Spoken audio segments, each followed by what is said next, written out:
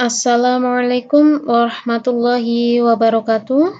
Selamat pagi kepada para santriwan dan santriwati MA Plus Al-Bukhari, terkhusus kelas 10 IPA dan 10 IPS. Selamat berjumpa kembali di mata pelajaran Akidah Akhlak. Semoga kalian senantiasa dalam keadaan sehat walafiat, dan jangan lupa masing-masing berdoa terlebih dahulu untuk mengawali pembelajaran kali ini. Baik, sebelum Ibu langsung ke materi pembelajaran, Ibu akan sedikit menceritakan tentang adakah tempat sembunyi darinya. Nah, di sini diceritakan seorang kiai yang mempunyai beberapa santri. Di antara sekian banyak santrinya, sang kiai memberi perhatian dan kasih sayang yang lebih pada salah satu santrinya. Sebut saja Fulan. Inilah yang membuat santri-santri lainnya menjadi iri. Nah, melihat gelagat iri dari santri-santri yang lain, sang kiai mencari cara agar santri-santri lain dapat mengerti alasan kenapa kiainya lebih menyayangi si Fulan. Dipanggillah semua santrinya termasuk si Fulan tersebut. Nah, setelah semua berkumpul, sang kiai berkata, "Wahai para santriku, ada satu hal yang aku ingin kalian lakukan. Semua tanpa terkecuali. Setelah ini, sembelihlah oleh masing-masing kalian seekor ayam. Tapi ingat, cari waktu dan tempat yang tepat untuk menyembelihnya. Jangan sampai ada satupun yang tahu saat kalian menyembelih ayam itu. Besok pagi, tunjukkan ayam yang kalian sembelih ke hadapanku tanpa terkecuali." Nah, setelah beberapa saat, semua santri meninggalkan tempat untuk menyiapkan apa yang diperintahkan sang kiai. Keesokan harinya, seperti yang diperintahkan sang kiai, semua berkumpul di tempat sang kiai, membawa ayam yang telah mereka sembelih. Terkecuali si Fulan nih. Nah, si Fulan bahkan masih membawa ayamnya hidup-hidup. Belum disembelih sama sekali. Nah, sang guru berkata, "Sudahkah kalian menyembelih ayam seperti perintahku kemarin? Di waktu dan tempat yang tidak ada satupun yang mengetahuinya."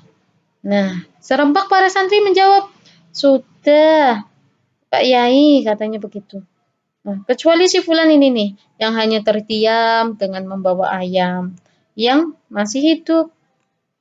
Nah, melihat hal ini, sang kiai bertanya, "Hai Fulan, kenapa engkau tidak menyembelih ayam seperti yang aku perintahkan kemarin?" Nah, sedangkan yang lain sudah melakukannya.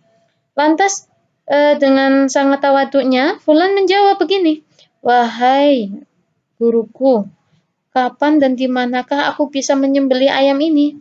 Sedangkan Allah Maha mengetahuinya. Mungkin aku bisa bersembunyi dari semua makhluk, tapi adakah tempat sembunyi darinya?" Katanya begitu.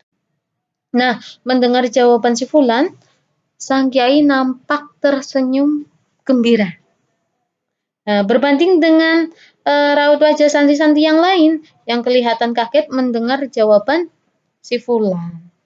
Nah, lalu sang kiai lantas berkata seperti ini, "Sekarang kalian tahu kan kenapa selama ini aku terlihat lebih memberi perhatian dan kasih sayang lebih terhadap Fulan?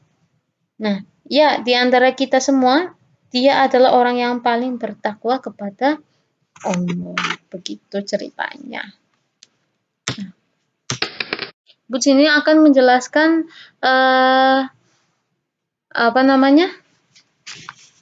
sedikit tentang sifat-sifat wajib Allah. Nah, nanti akan dijelaskan kembali ketika di pertemuan tatap muka ya. Nah, di sini sifat-sifat wajib Allah yang wajib kita ketahui itu ada 20. Yang harus kita ketahui ada 20. Nah, nanti ini dibagi menjadi beberapa bagian. Nah, di sini ada sifat nafsiyah, ada sifat salbiyah, ada sifat ma'ani, dan sifat ma'nawiyah. Nah, kalau sifat nafsiyah, sifat yang menyatakan keberadaan Allah Subhanahu wa Ta'ala. Jadi, hanya ada satu, yaitu wujud yang artinya ada. Nah, bagaimana cara kita mempercayai atau cara kita mempercayai dengan bukti apa begitu. Nah, dengan bukti adanya alam raya di dunia ini. Jadi segala alam semesta ini itu kan ciptaan Allah. Nah, itu menunjukkan bahwa Allah itu ada. Nah, itu buktinya.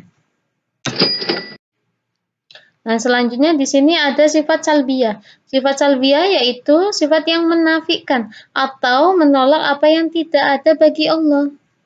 Nah, ini terbagi menjadi 5, yaitu ada kitab, bahwa mukhalafatul hawadisi, qiyamuhu binafsihi, ada wahdaniyah. Nah, di sini kidam artinya terdahulu, bahwa artinya kekal, mukhalafatul hawadisi artinya berbeda dengan semua makhluk. Nah, qiyamuhu binafsihi artinya berdiri sendiri. Nah, dalam artian Allah itu berkuasa tanpa batas. Jadi untuk menciptakan dan memelihara alam semesta ini itu berkuasa tanpa batasan. Nah, sedangkan manusia, manusia itu mempunyai sifat ketergantungan dan manusia juga mempunyai keterbatasan. Contohnya begini saja, Wis. Ketika kamu lahir keluar dari rahim ibu, kamu dapat berjalan, lari, atau bahkan ketika lahir langsung bisa PBB hadap kanan hadap kiri? Tidak kan? Nah, itulah manusia mempunyai keterbatasan. Lain dengan hanya Allah bisa berdiri sendiri, menciptakan atau melakukan segala sesuatu yang Allah inginkan. Begitu. Nah, di sini ada sifat ma'ani.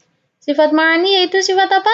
Sifat wajib Allah yang dapat dilogika oleh akal manusia dan dirasakan panca indera, sehingga keberadaannya bisa diyakinkan manusia. Nah, di sini ada kudrah artinya maha kuasa, ada irodah artinya berkehendak, ada ilmu artinya maha mengetahui, ada hayat artinya maha hidup, sama artinya maha mendengar, baswar artinya maha melihat, dan kalam artinya maha berfirman. Nah, yang terakhir ada sifat ma'nawiyah, sifat yang bersandar pada sifat ma'ani. Jadi, karena setiap adanya ma'nawiyah, pasti ada pula sifat ma'ani yang tadi dijelaskan. Ada sifat apa? Ada sifat irodat, ya kan? Dan lain sebagainya. Nah, di sini sifat ma'nawiyah pun sama, terbagi menjadi 7.